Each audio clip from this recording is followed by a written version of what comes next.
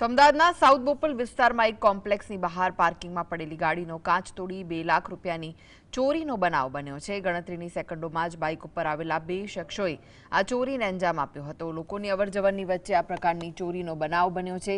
આ અંગે બોપલ પોલીસે તપાસ શરૂ કરી છે।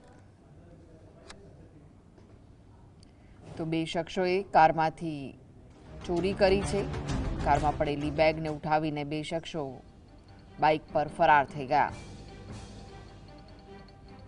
બાઇક પર આવેલા 2 શખ્સોએ કારમાંથી બેગની ચોરી કરી છે તેવા દ્રશ્યો સામે આવ્યા છે। આ અંગે બોપલ પોલીસે હવે તપાસ શરૂ કરી છે। તો અમદાવાદના સાઉથ બોપલ વિસ્તારમાં એક કોમ્પ્લેક્સની બહાર પાર્કિંગમાં પડેલી ગાડીનો કાચ તોડી 2 લાખ રૂપિયાની ચોરીનો બનાવ બન્યો છે। ગણતરીની સેકન્ડોમાં જ બાઇક પર આવેલા 2 શખ્સોએ આ ચોરીને અંજામ આપ્યો હતો। તો આ વિશે વધુ માહિતી માટે જોડાઈ ગયા છે સંવાદદાતા વિરેન્દ્રસિંહ ભાટી। વિરેન્દ્ર, ચોરીનો બનાવ સામે આવ્યો છે, પોલીસે તપાસ હાથ ધરી છે, શું વિગત મળી છે? બિલકુલથી કૃષ્ણા, કે અમદાવાદ શહેરની અંદર ચોરી લૂંટની ઘટનાઓમાં દિવસે ને દિવસે વધારો છે તે જોવા મળી રહ્યો છે। કારણ કે ફરી એક વખત અમદાવાદ શહેરના સાઉથ બોપલ વિસ્તારની અંદર કારમાંથી ચોરો દ્વારા ચોરીની ઘટનાને અંજામ છે તે આપવામાં આવ્યો હતો।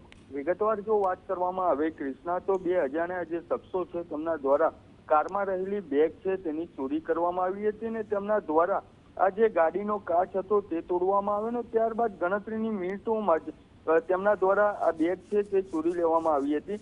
કારમાં 2 લાખ રૂપિયા જેટલા રોકડ હોવાની વાત છે તે સામે આવી છે અને જે ફરિયાદી છે તેમના દ્વારા બોપલ પોલીસ સ્ટેશનનો કોન્ટેક્ટ છે તે કરવામાં આવ્યો હતો અને જે ફરિયાદ નોંધવામાં આવી છે તેની અંદર 2 લાખ રૂપિયા જેટલી રોકડની ચોરી થઈ હોવાની વાત છે તે સામે આવી રહી છે।